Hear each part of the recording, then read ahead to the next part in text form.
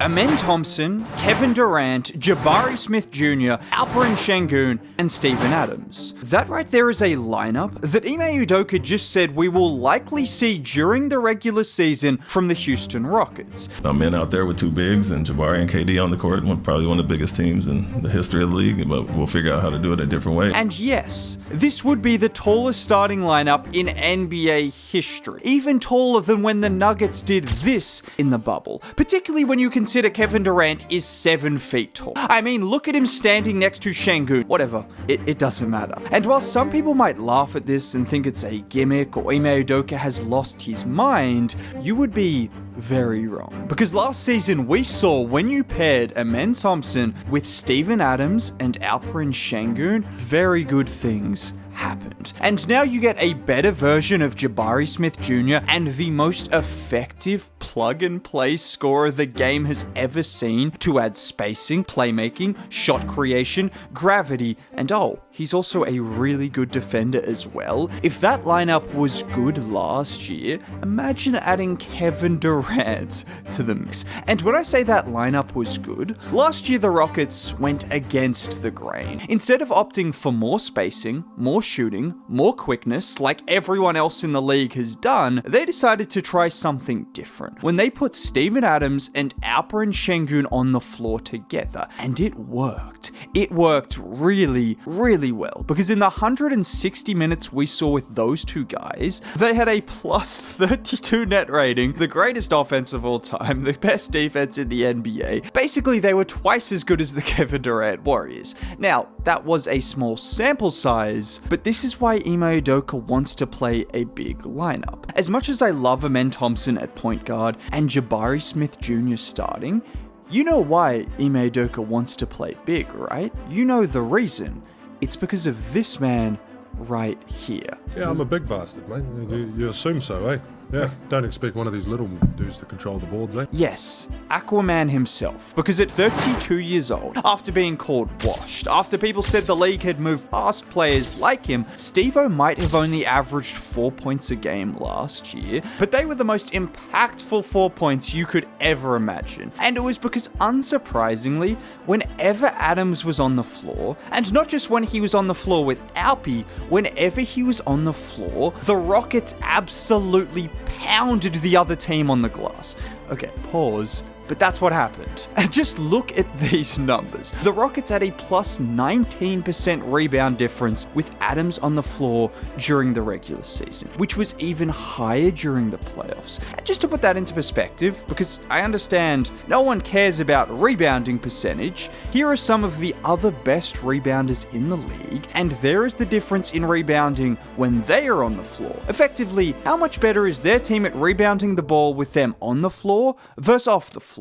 Now imagine a lineup where Jabari Smith Jr. is your worst rebounder. And whilst rebounding might not be the sexiest stat or way to dominate games, if you do it as well as Steve-O and the Rockets did, particularly when Adams was paired with Sengun, you were going to dominate games. And that's exactly what we saw. And Steven Adams is so dominant as a rebounder that you were pretty much guaranteed to win the rebounding battle when Steven Adams is on the floor, full stop.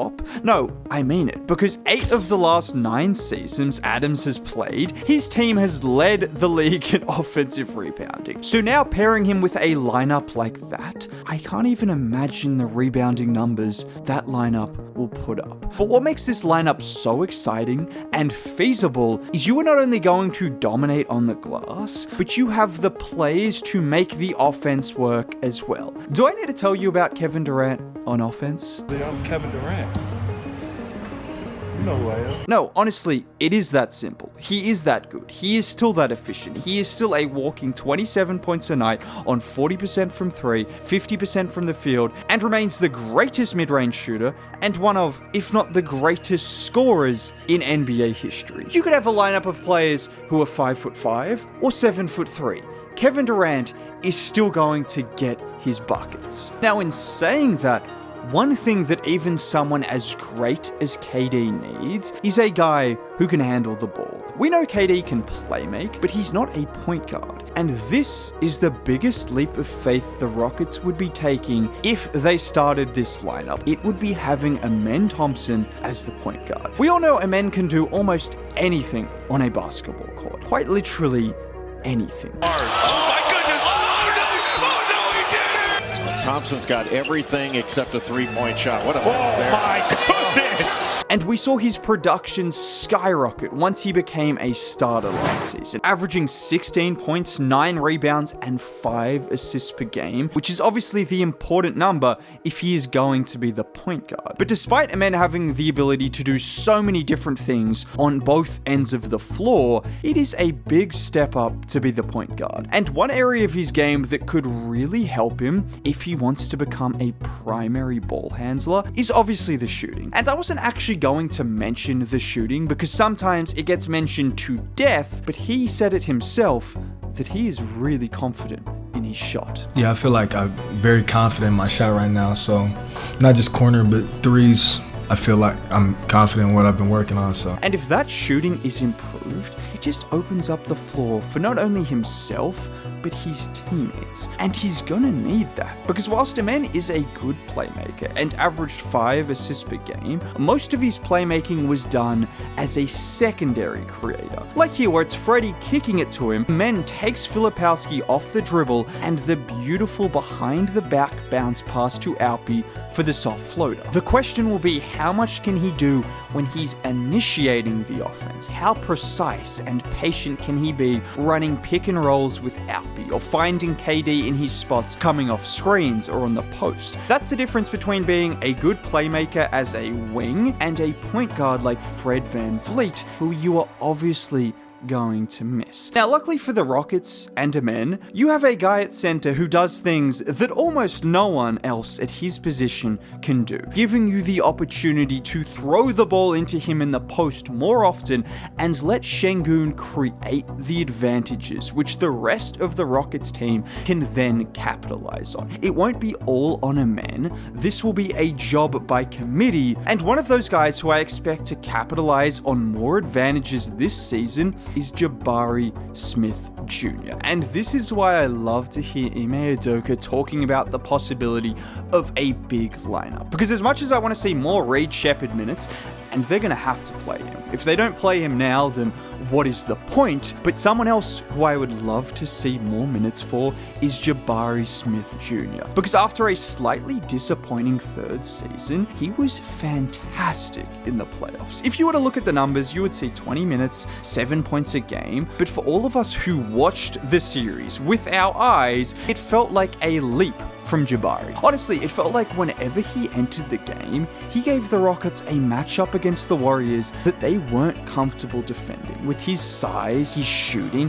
his ability to be a mismatch on the post or from three-point range, he looked so good against one of the best defenses in the league.